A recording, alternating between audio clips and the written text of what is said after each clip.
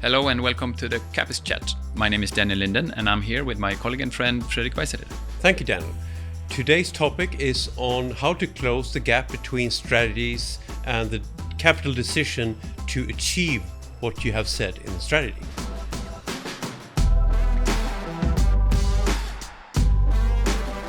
So companies are really good at creating strategies. They create market strategies, strategies for customers, HR strategies, environmental strategies, for their technologies. The more strategies, the better. The more strategies, the better. So they create all of that, and they create these documents for that and say, okay, this is what we're going to do next year, the year after that, and so on.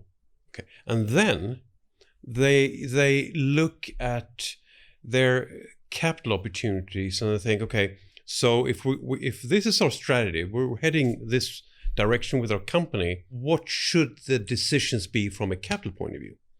And then they sort of look at all these products, and they almost like letting the tail wag the dog. Yeah, it sounds like that, doesn't it? Yeah.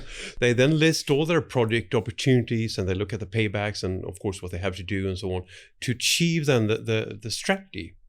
But there's one enormous piece missing here, and what is that? Well, it's the CapEx strategy. Exactly. So they have strategies for basically everything, but they do not have a strategy for their assets. And you know, most of you that will listen to this, I think what I'm almost about to say.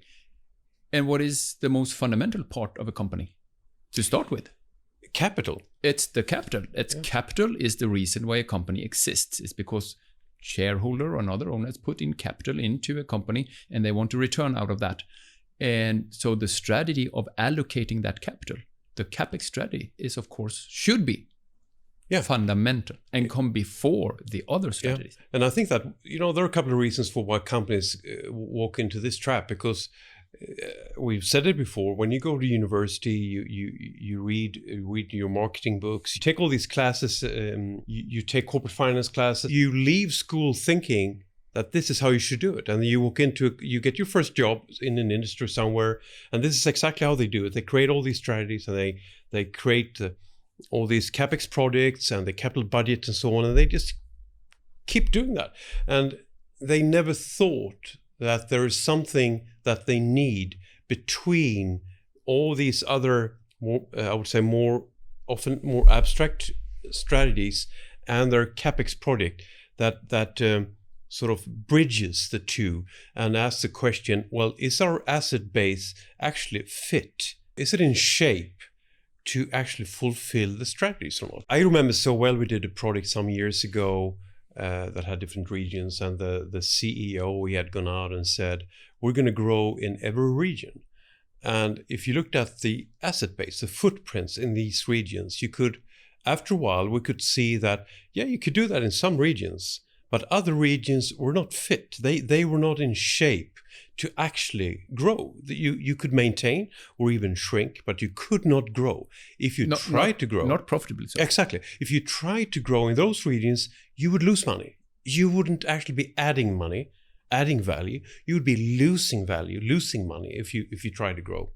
And this is what we mean. You could have strategies about anything, but if you're not fit to actually fulfill your strategy, you're going to start losing money. Yeah. And that is what you need to confirm. And it's an iterative process. And you might have to change your overall strategy, or at least refine it a bit to be more specific, depending on what the response is from the asset base. Yeah, and that is why a CapEx strategy, the persons that are involved in creating such a strategy, they need to come from all walks of life within a company. Right. It is engineering, it is controlling, it is marketing and sales. Yes. It is raw material. Yes. It's all of it's that. From an M&A and all of those. And they are all combined into the CapEx strategy. That is the governing, and it's both the start and the end product. Yes. And it's important to, let's see, so I don't upset anybody here now, but... Because we're worried about that, right? Yeah, we are really, so much.